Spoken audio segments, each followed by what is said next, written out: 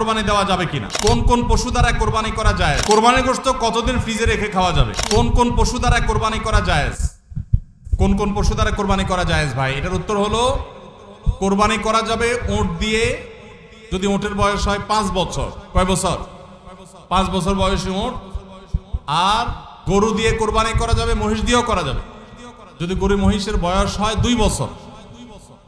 আর ছাগল দিয়ে, ভেড়া এবং দুম্বা দিয়ে কোরবানি করা যাবে যদি এগুলোর বয়স হয় 1 বছর।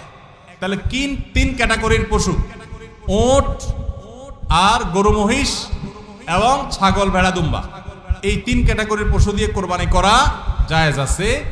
এবং এছাড়া অন্যান্য যেগুলো আছে বন্য জন্তু অথবা অন্যান্য হালাল পশু, হাঁস মোরগ, এগুলা কোনোটা দিয়ে কোরবানি করা জায়েজ নাই। কোরবানি শুধুমাত্র ওইটা দিয়ে কোরবানি করা জায়েজ আছে। 3 ক্যাটাগরি পশু।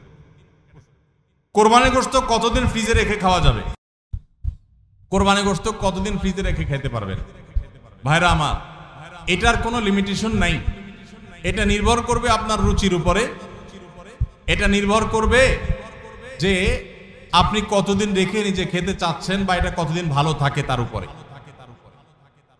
অনেকে খুব বেশি দিন গোশত ফ্রিজে রেখে, মাছ ফ্রিজে রেখে খেতে পছন্দ করেন না। ভাইরা আমার, কোরবানির গোশত যেহেতু আল্লাহকে আমি দিয়ে দিয়েছি, এটা আসলে আমার কিনা গোশতের মতো না। অতএব এখানে আমি যেটুকু পাই ওইটুকুই আমার জন্য বেশি। এই মানসিকতা থাকলে তাহলে গোশতের মধ্যে লাভ লস আর হিসাব করার মানসিকতা আমাদের থাকবে না।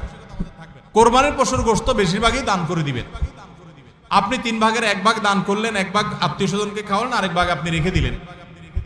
এটা হলো মুস্তাহাব, কিন্তু এটা জরুরি না। কেউ যদি বেশিরভাগও রেখে দেয় তার কোরবানি হয়ে যাবে। উদ্দেশ্য যদি আল্লাহকে খুশি করা হয়, গোশতটা যদি মূল উদ্দেশ্য না হয়। কারোর উদ্দেশ্য হতে পারে যে আমি রেখে দিয়ে পরে আস্তে আস্তে আল্লাহর রাস্তায় মানুষকে দিব, গরিব দুঃখীদেরকে রান্না করে খাওয়াবো, নিজেরাও খাবো, তো আলহামদুলিল্লাহ তিনি রাখতে পারেন। এটা কোনো লিমিটেশন নাই যে কোরবানি গোশত এতদিনে বেশি রাখা যায় না, এমন কোনো কথা নাই। আসন্ন কোরবানি নিয়ে যদি কিছু নসিহা পেশ করতেন, আমরা বলে ফেলেছি সেটা। 7 নামে কোরবানি দেওয়া যাবে কিনা, কোরবানি 7 নামে দিবেন কিনা? ভাইরা আমার, কোরবানি মূলত আল্লাহর নামে হবে, এটা আমাদের বলার ভুল। আমরা বলি 7 নামে কোরবানি, আসলে 7 নামে না, 7 জনের তরফ থেকে, 7 ব্যক্তির তরফ থেকে কোরবানি হয়। 7 ব্যক্তির পক্ষ থেকে কোরবানি হতে পারে। গরুতে, ওটে সর্বোচ্চ 7টা ভাগ হতে পারে, 7-এর নিচে হতে পারে, উপরে হতে পারে না।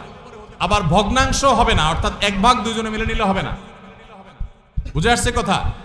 3 ভাগ হতে পারে, 2 ভাগ হতে পারে, 7 ভাগ সর্বোচ্চ হতে পারে। 7 ব্যক্তির পক্ষ থেকে কোরবানি যথেষ্ট হবে। গরু এবং ওটে, মহিষে, এগুলোতে যথেষ্ট হবে।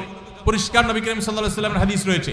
আজকাল অনেক আলেমরা এটা নিয়ে বা কোন আলেমরা এটা নিয়ে মত পার্থক্য করেন, দুর্ভাগ্যজনক সেটা। এটা নিয়ে সংখ্যাগরিষ্ঠ ইমামদের দ্বিমত নাই।